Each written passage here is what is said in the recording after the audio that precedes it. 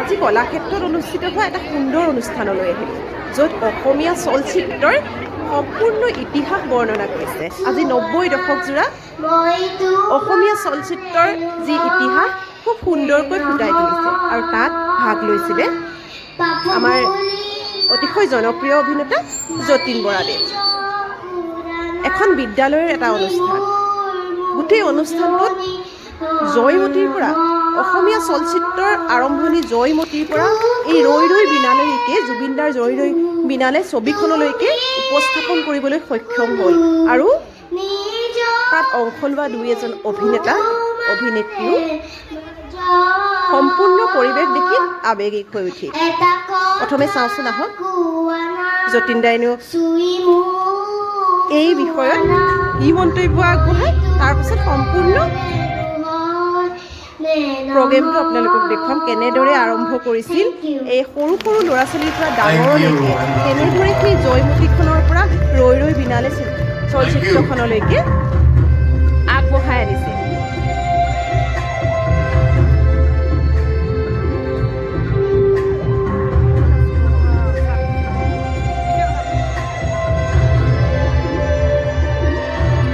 সম্পৰ্কে যে এইটো জ্ঞান দিছে আপোনালোকে, মই সঁচাই প্ৰাউড ফিল কৰিছোঁ।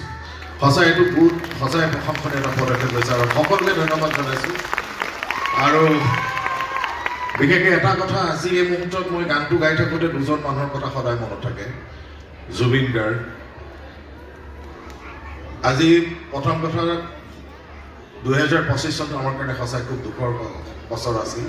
জুবিন গাৰ্গ আৰু গায়ত্ৰী হাজৰিকা, যোনগৰাকী গায়িকা আছিল, তেওঁ আমাৰ মাজত নাই। বহুত কেইজন আমি শিল্পী কলা কুশলী মিউজিচিয়ানক আমি হেৰুৱাব লগা হ'ল 2025টো। আৰু মোৰ ক্ষেত্ৰত মই বিশেষকৈ কওঁ যে হিয়া দিয়া নিয়াৰ পৰা আহি আহি আহি শেষ গানটো, যিখন মোৰ এখন ছবি আহি আছে, ছবিটো মই আমাৰ সমুজ্জ্বলো আছে, সমুজ্জ্বলৰ ছবি এখন আহি আছে। অগ্নিবাণ ছবিখনৰ শেষ গানটো জুবিন গাৰ্গে মোৰ কাৰণে গাই থৈ গ'ল। মই ভাবোঁ সেইটো মোক শেষ উপহাৰ দি থৈ গ'ল জুবিন গাৰ্গে, আৰু ছবিখন অতি সোনকালে আহি আছে আপোনালোকৰ মাজলৈ। আমাৰ অদৃশ্যও আহি আছে। মই এটাই বহুত স্কুলত গৈছোঁ, কিন্তু এনেকুৱা ধৰণৰ প্ৰচেষ্টা মই ভাবোঁ আমি উঠি অহা প্ৰজন্মক আমাৰ চলচ্চিত্ৰ সম্পৰ্কে জ্ঞান দিয়াটো সঁচাই প্ৰশংসনীয়। আৰু সঁচাই ধন্যবাদ জনাইছোঁ প্ৰিন্সিপাল বাইদেউ, আপোনালোকৰ যথেষ্ট ভাল কাম। আৰু অসমীয়া ছবি 90 বছৰ পাৰ হৈছে, এটা আমি বাহিৰ ইণ্ডাষ্ট্ৰীৰ লগত কম্পিটিশ্যন কৰিব পৰা, বাজেটৰ ক্ষেত্ৰত নহ'লেও কোৱালিটিৰ ক্ষেত্ৰত আমি ট্ৰাই কৰিছোঁ, আৰু আপোনালোকৰ সহায় পালে আৰু এখোজ দুখোজকৈ আৰু আগবাঢ়ি যাব পাৰিম। মই বিশেষ একো নকওঁ, মই খালি এটা সংলাপ লিখি আনিছোঁ, কওঁনে? এটা ডাইলগ নকওঁ। মোৰ আহিব লগা চিনেমাখন হৈছে অগ্নিবাণ। 3খন ছবি আহিব, এখন অদৃশ্য, সমুজ্জ্বল এবাৰ উঠি দিলে ভাল হয়, সমুজ্জ্বল কাশ্যপ, তেওঁ পৰিচালনা, মই আৰু তপন দাস আছোঁ। এখন ছবি আহি আছে, আৰু অগ্নিবাণ আহি আছে, আৰু ককা দেউতা নাতি আৰু হাতী 2 সেইখন আহি আছে। মই অগ্নিবাণ যোৱাকালি এটা প্ৰমো ৰিলিজ দি আছে, মই তাৰ এটা ডাইলগ মই ক'বলৈ চেষ্টা কৰিম। ৰজা এজন, ৰজাৰ গাদী এখনে, এজন যাব তেতিয়াহে আহিব এজন, ৰজা এজনেই, ৰজাৰ গাদী এখন, এজন যাব তেতিয়াহে এজন আহিব। সীতাৰ চাইৰ পৰা মই পুনৰ উভতি আহিছোঁ,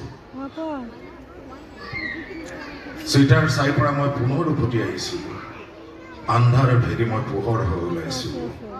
এইবাৰ এই যুঁজ ৰজাৰ বাবে নহয়, ৰজাৰ গাদীৰ বাবে নহয়, এইবাৰ এই যুঁজ মোৰ অস্তিত্বৰ বাবে, এই যুঁজ মোৰ গৌৰৱৰ বাবে।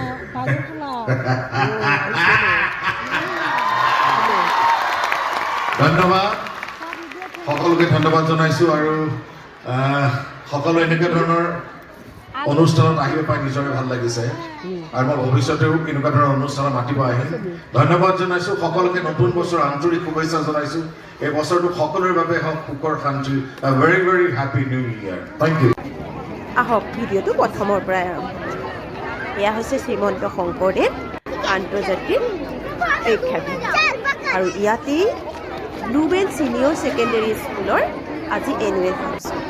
এয়া ব্লুবেল ছিনিয়ৰ ছেকেণ্ডেৰী স্কুলৰ বেলাংক 2.0। সকলোৱে আহি সময়মতে লাইন কৰি আছে আৰু নিৰ্দিষ্ট সময়ত সকলোৱে সোমাই প্ৰেক্ষাগৃহত চিট কৰে।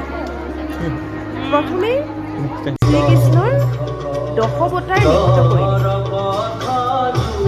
জুবিন গাৰ্গে গোৱা এটা বৰগীতত কৃষ্ণৰ 10টা ৰূপৰ সুন্দৰকৈ প্ৰতিস্ফুৰিত কৰি সুন্দৰ নৃত্য কৰিলে সত্ৰীয়া নৃত্য। তাৰ পাছতেই এটা সুন্দৰ গীত স্কুল বেণ্ডৰ দ্বাৰা পৰিৱেশন কৰিলে, সকলোকে মুগ্ধ কৰিলে আৰু পোনপ্ৰথমে সেয়া জুবিন গাৰ্গ ডাঙৰীয়াক শ্ৰদ্ধাঞ্জলি জনালে। একেদৰে নৃত্য আৰু গীতেৰে এই প্ৰগ্ৰেমটো আৰম্ভ কৰিলে।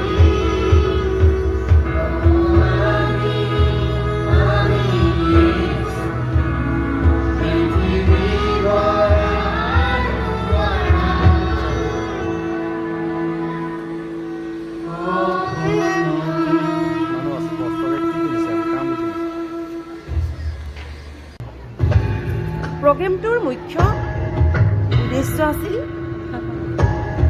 অসমীয়া চলচ্চিত্ৰৰ এই 90 দশক জোৰা ইতিহাস সুন্দৰকৈ উপস্থাপন কৰা।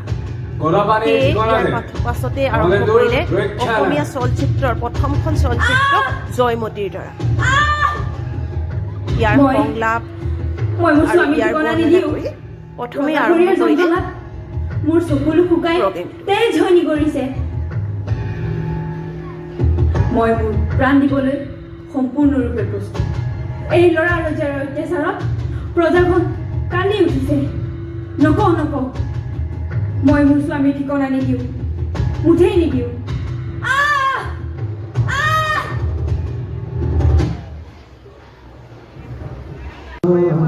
জয়মতী চলচ্চিত্ৰৰ কিছু অংশ দেখুওৱাৰ পাছতেই পুনৰ দেখুৱালে পিয়লি ফুকন। পিয়লি ফুকনৰ কিছু অংশ ইয়াৰ মাজতে খুব ধুনীয়াকৈ কেইজনমান ছাত্ৰ ছাত্ৰীয়ে এংকৰিং কৰি আছে। ধুতি চুৰিয়া পিন্ধি এহাল ডেকা ল'ৰাই কথোপকথনৰ জৰিয়তে সমগ্ৰ অসমীয়া চলচ্চিত্ৰৰ কথা কৈ গ'ল আৰু ইখনৰ পিছত সিখন চলচ্চিত্ৰৰ কিছু অংশ ইয়াত দেখুৱাই গ'ল আৰু কিছু অংশ কথাৰে বৰ্ণনা কৰিলে।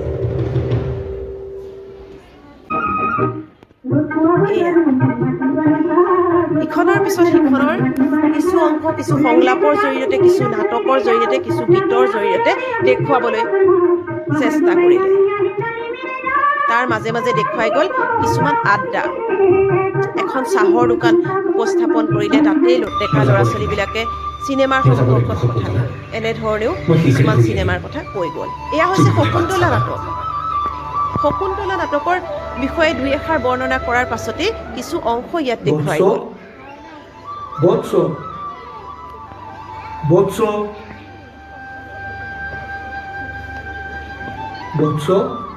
মোক অলপ পানী দিয়া, পিয়াহত মোৰ কণ্ঠ শুকাই গৈছে। বৎস, তোৰ এনে দুঃসাহস? নাই প্ৰভু। তই মোক অৱহেলা কৰিছ? নাই প্ৰভু। যদি তোৰ জীৱনত প্ৰেম আছে তই সেই প্ৰেমৰ পৰা বঞ্চিত হবি।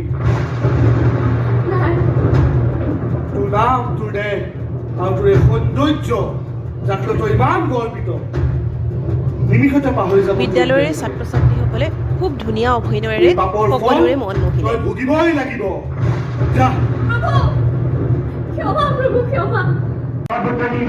ইয়াৰ পিছতে আহিল ডক্টৰ বেজবৰুৱা।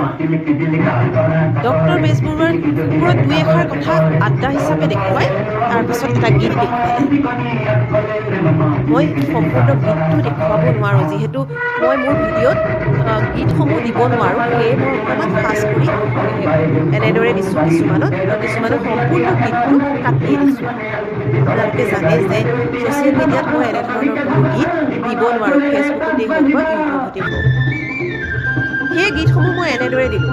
ইখনৰ পিছত সিখন চিনেমাৰ এনেদৰে সংলাপৰ জৰিয়তে, গীত নৃত্যৰ জৰিয়তে দেখুৱাই গ'ল আৰু তাৰ আঁৰৰ কাহিনীসমূহো বৰ্ণনা কৰি গ'ল।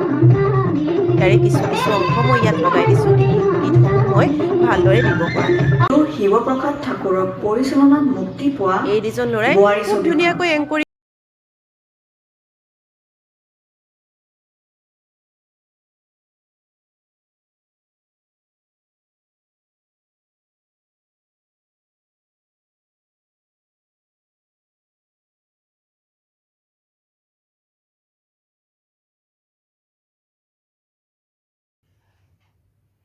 ইমান ধুনীয়াকৈ ল'ৰা ছোৱালীখিনিয়ে ইয়াৰ মাজলৈকে ওলাই আহিল সোমাই আহিল নৃত্য কৰি কৰি খুব ভাল লাগিল গীতসমূহ আকৌ মই দিয়া নাই কথাটো মই কৈয়ে দিছোঁ মোকলাবই পৰা নাই আন এখন গাইজনীকে বিক্ৰী কৰি দিওঁ নেকি তেনেহ'লে ইয়াৰ দুটামান সংলাপ কিহেৰে দেখিছোঁ কৰিবি সপ্তাহৰ বজাৰ নহ'লেও চলিব গাইজনীৰ গাখীৰো কমি আহিছে কিছুদিন পিছত নোহোৱাই হ'ব গাইজনী দি দিলে তোৰ বেয়া লাগিব নেকি মোৰনো কি মোহনৰ মুখখনৰ কথা ভাবিহে বৰ দুখ লাগিছে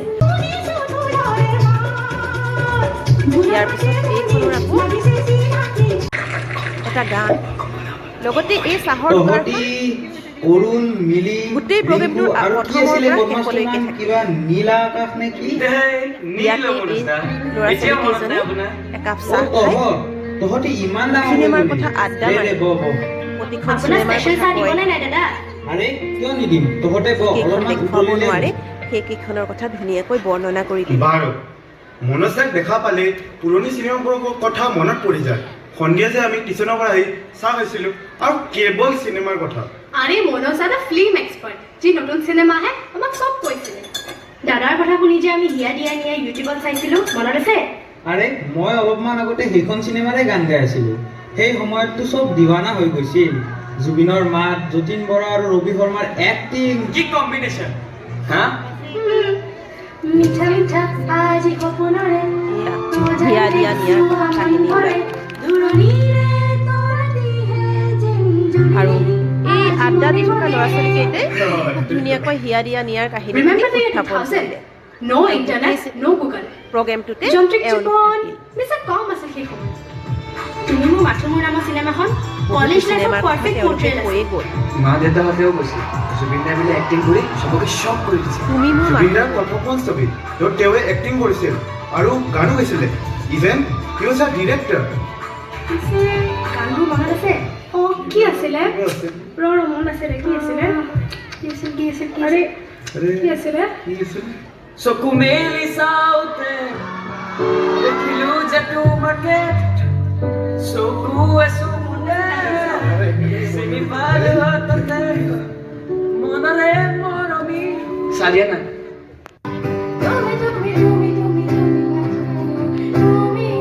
এগৰাকী এটা সুন্দৰ গীত গালে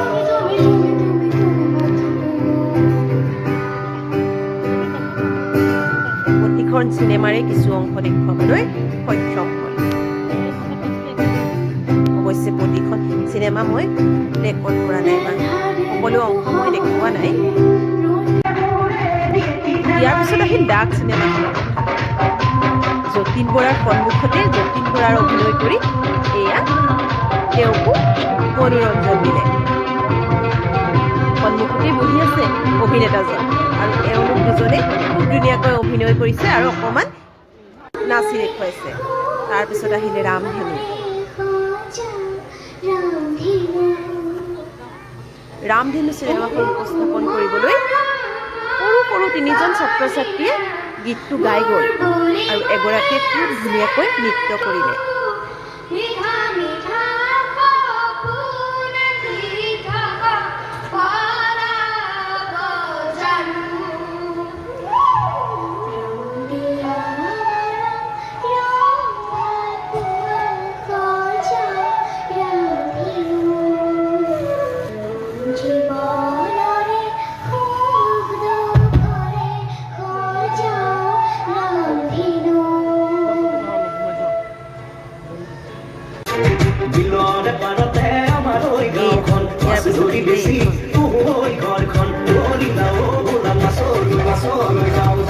আৰু অকণমান অংশ দেখুৱাই দিছোঁ কিন্তু গীতসমূহ ভালদৰে দিয়া নাই কাৰণ গীতসমূহ দিয়াৰ লগে লগে মোৰ সুবিধাই আৰু এই গীতটো খুব ধুনীয়াকৈ নৃত্য দৰ্শকৰ মাজলৈ ৰাখিও তেওঁলোকে চকুকৈ নৃত্য কৰিছিল। গতিকে খুব ভাল লাগিল। এই গীতটো সম্পূৰ্ণ মই দেখুৱাব পৰা নাই, সেইবাবেহে দেখুওৱা নাই, কিন্তু খুব ধুনীয়া হৈছিল উপস্থিত। আৰু এয়া ৰঘুপতি। ৰঘুপতি এটা গীতেৰে ৰঘুপতিক স্মৰণ কৰিলে। লগতে কিমান চনত কাৰ পৰিচালনাত চলচ্চিত্ৰসমূহ আহিছিল সেই সকলোবিলাক কিন্তু ইয়াত বৰ্ণনা কৰিলে। সম্পূৰ্ণটো দেখুৱাব সম্ভৱ নহয়, গতিকে মই অকণমান দেখুৱালোঁ। ইয়াৰ পিছততো ইয়াৰ ৰত্নাকৰো আহিল। যতীন বৰাদেৱক মাজত লৈ ৰত্নাকৰৰ এটা গীতত নৃত্য কৰিলে ছাত্ৰ ছাত্ৰীসকলে। তেখেতেও বৰ সুন্দৰকৈ উপভোগ কৰিলে এই সময়খিনি।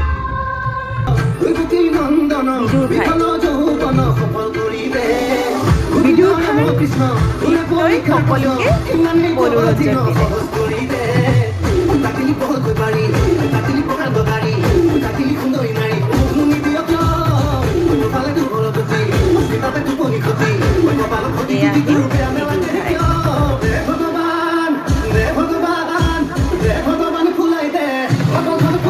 গম পায় আটাইতকৈ ভাল লাগিল ইয়াৰ পিছতে মানে কেইবাখনো চিনেমাৰ কাহিনীৰ কথা কৈ গ'ল। ভাইমন্দাৰ সংলাপৰ কথা ঘাট প্ৰতিঘাটৰ আৰু পৰিচালক মুনীন বৰুৱাদেৱৰ কথাও ধুনীয়াকৈ বৰ্ণনা কৰিলে। এই চাহৰ দোকানখনত আড্ডা মাৰি থকা ল'ৰা ছোৱালীকে। ভাইমন্দাৰ ডাইৰেক্টৰ শশাংক সমীৰ নিজৰ টীমৰ লগত 3 years স্ক্ৰিপ্টিঙৰ টাইম ইনভেষ্ট কৰিছিল। এণ্ড দেন অডিশ্যনছ পাতি 200+ এক্টৰ্ছক চিলেক্ট কৰিছিলে। The movie was huge. Zubeen দাৰ ৰোলটো যে ইমান ধুনীয়াকৈ কৰিছিল পাৰ্থদায়ে, হাঁহি মেনে কান্দিম যে লাগি গৈছে। তহঁতে জান মুনীন বৰুৱাই বহুত মুভি ডাইৰেক্ট কৰিছিল। প্ৰতিমা, পিতা পুত্ৰ, পাহাৰী কন্যা, প্ৰভাতী পক্ষীৰ গান, হিয়া দিয়া নিয়া, দাগ, নায়ক আৰু সকলোৰে শেষত আহিল ৰৈ ৰৈ বিনালে। ৰৈ ৰৈ বিনালে ছবিখনৰ কথা উল্লেখ কৰিলে আটাইতকৈ শেষত। ৰৈ ৰৈ বিনালে ছবিখনতেই শেষ কৰিলে এই অসমীয়া চিনেমাৰ এতিয়ালৈকে অভিজ্ঞতা। ইয়াৰ পিছত সকলো শিক্ষক শিক্ষয়িত্ৰী আৰু ছাত্ৰ ছাত্ৰী লগ হৈ একেখিনি ষ্টেজতে এটা ট্ৰেণ্ডিং গানৰ ওপৰত ডান্স কৰিলে। আমাৰ প্ৰিন্সিপাল বাইদেউ ইয়াৰ সহযোগ কৰিলে দেই। সকলো ছাত্ৰ ছাত্ৰী আৰু তেওঁলোকৰ শিক্ষয়িত্ৰীসকলে এনেদৰে নতুন কৌশলেৰে এই গীতটোত ডান্স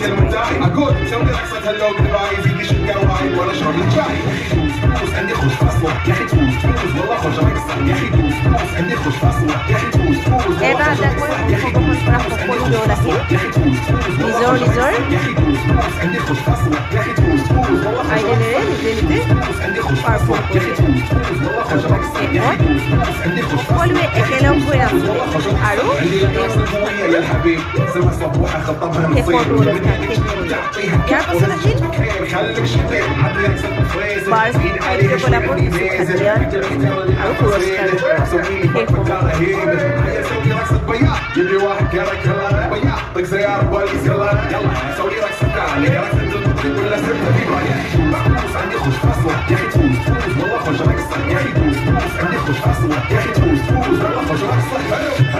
مكانه حلو ديكوريشن ماله حلو سوي رقصة المارش مالو ربعنا فوق كله كامل كلو شفت بني الزهر زين صار والليل مش في عبوني يا ولد ما احنا شايلين الليله يجيبوا شيل اقول عطني رقصة تقليص معي اقول عطني رقصة الكلمة تاعي اقول سوي رقصة هاللوق اللي يزيد لي شقة وايد ولا شغل جاي عندي خوش فصلة يا اخي توز والله خوش رقصة يا اخي توز عندي خوش فصلة يا اخي توز والله خوش رقصة يا اخي توز عندي خوش فصلة يا اخي توز والله خوش رقصة يا اخي توز عندي خوش فصلة يا اخي توز والله